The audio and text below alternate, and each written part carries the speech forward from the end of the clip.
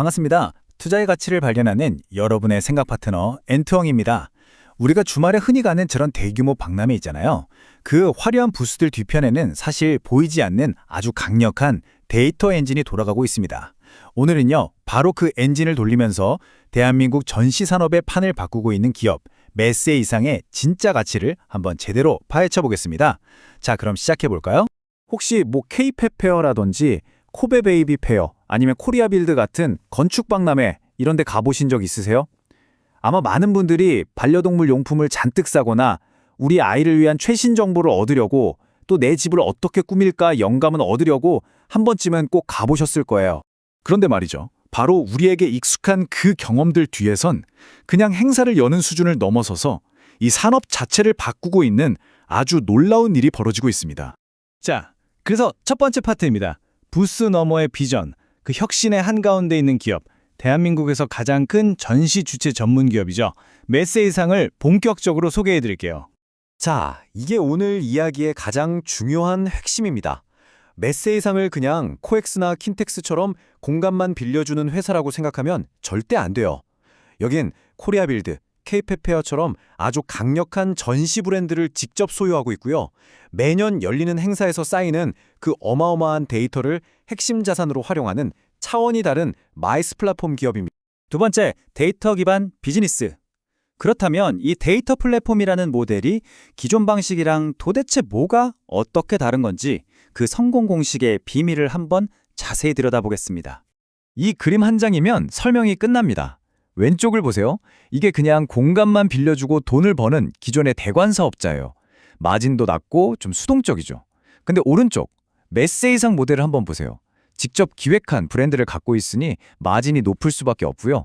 행사를 열 때마다 데이터라는 아주 중요한 자산이 그야말로 눈덩이처럼 불어나는 구조입니다. 이 플랫폼의 힘은 아주 명확합니다. 코리아 빌드 같은 인기 브랜드를 직접 갖고 있으니까 매년 쌓이는 데이터를 분석해서 다음 행사엔 이런 기업들을 유치하고 이런 관람객들이 좋아할 만한 이벤트를 해야겠다. 이렇게 더 정교하게 기획하는 거죠. 결과는 당연히 성공적인 행사와 안정적인 수익으로 이어지고요. 특히 중요한 건 육아나 반려동물처럼 경기를 좀 덜 타는 분야에 집중해서 불황에도 잘 흔들리지 않는 아주 튼튼한 사업 구조를 만들었다는 점입니다.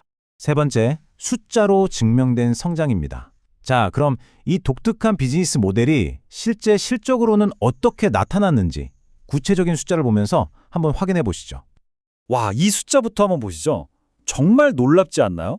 2024년 3분기까지 누적 영업이익이 작년 같은 기간보다 무려 73.1%나 늘었습니다. 이게 얼마나 대단한 거냐면요. 딱 9개월 만에 작년 1년 동안 벌었던 걸 거의 다 벌었다는 뜻이에요. 이건 그냥 일시적으로 반짝하고 좋아진 게 아니라 이제 회사의 체질 자체가 완전히 강해지는 구조적인 성장 구간에 들어섰다는 아주 강력한 신호로 볼 수 있습니다. 이 차트를 보시면 한눈에 바로 들어오시죠? 매출하고 영업이익 모두 정말 가파르게 우상향하고 있잖아요. 특히 주목할 점은 영업이익이 늘어나는 기울기가 훨씬 더 가파르다는 건데요.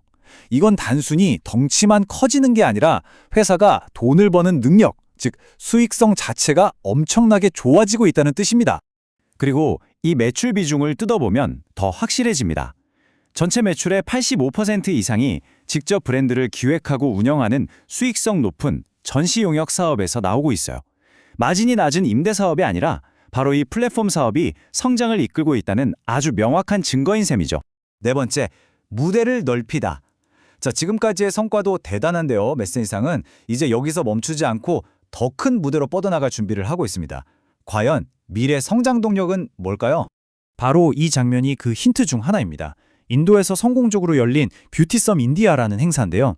이게 왜 중요하냐면 메세 이상이 만든 데이터 기반의 전시 모델이 이게 한국에서만 통하는 게 아니구나, 해외에서도 먹히는구나라는 걸 제대로 증명한 첫 사례이기 때문입니다.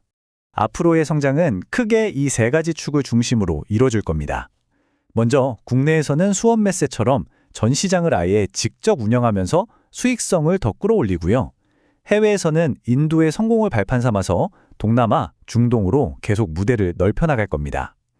그리고 이 모든 오프라인 데이터를 기반으로 해서 결국에는 아주 강력한 온라인 플랫폼까지 구축하는 게 최종 목표인 거죠.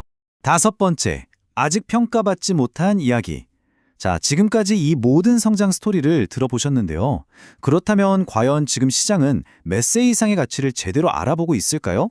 전문가들의 분석도 비슷한 이야기를 하고 있습니다. SK증권에서 나온 리포트를 보면 현재 주가는 재평가받을 요인들이 충분하다라고 딱 집어서 이야기하고 있죠. 그 핵심 근거 중 하나가 바로 이 숫자, 약 7배입니다. 이게 뭐냐면 지난 12개월 실적을 기준으로 한 주가 수익 비율, 우리가 흔히 PER이라고 부르는 건데요. 이게 7배 수준밖에 안 된다는 거죠. 여기서 핵심은 이겁니다. 메스이상이 지금까지 보여준 이런 압도적인 성장세, 그리고 플랫폼 기업으로서의 잠재력을 생각해보면 PER 7배는 사실 다른 성장주들과 비교했을 때 눈에 띄게 낮은 수준이다. 즉, 저평가되어 있다는 분석이 나오는 겁니다. 게다가 이렇게 폭발적으로 이익이 늘어나고 있으니까 당연히 주주들에게 더 많은 배당으로 돌려줄 여력도 꺼지겠죠. 그러니까 가파른 성장에 더해서 배당주로서의 매력까지 점점 커질 수 있다는 이야기가 됩니다. 물론 마냥 장밋빛 이야기만 할 수는 없죠. 잠재적인 리스크도 분명히 있습니다. 만약에 경기가 갑자기 너무 안 좋아지면 기업들이 마케팅 예산을 줄이면서 전시회 규모가 좀 축소될 수도 있고요. 또 해외 사업이라는 게 성공적으로 자리 잡기까지는 초기에 들어가는 비용이나 여러 불확실성이 있다는 점도 꼭 생각해야 합니다. 그래서 앞으로 메세 이상을 지켜보실 때는 이 세 가지를 딱 체크하시면 됩니다. 첫째, 해외 사업이 실제로 돈을 벌면서 이익에 얼마나 기여하는지. 둘째, 좋아진 실적에 맞춰서 다음 배당 정책이 어떻게 나오는지. 마지막으로 분기별로 전시회는 꾸준히 잘 열리고 있는지, 전시장 가동률은 높은지. 이 세 가지가 바로 핵심 관전 포인트가 될 겁니다. 우리가 보는 화려한 부스와 수많은 인파로 가득한 전시장, 어쩌면 우리가 진짜 주목해야 할 가치는 그 너머 보이지 않는 곳에서 조용하지만 아주 강력하게 미래를 만들고 있는 바로 이 데이터 엔진에 있는 건 아닐까요? 오늘 제가 준비한 분석은 여기까지입니다. 이 내용은 투자를 권유하는 것이 아니라 여러분의 판단을 돕기 위한 정보 제공을 목적으로 만들어졌다는 점을 꼭 기억해 주시고요. 모든 투자의 최종적인 판단과 그에 대한 책임은 투자자 본인에게 있습니다. 시청해 주셔서 감사합니다.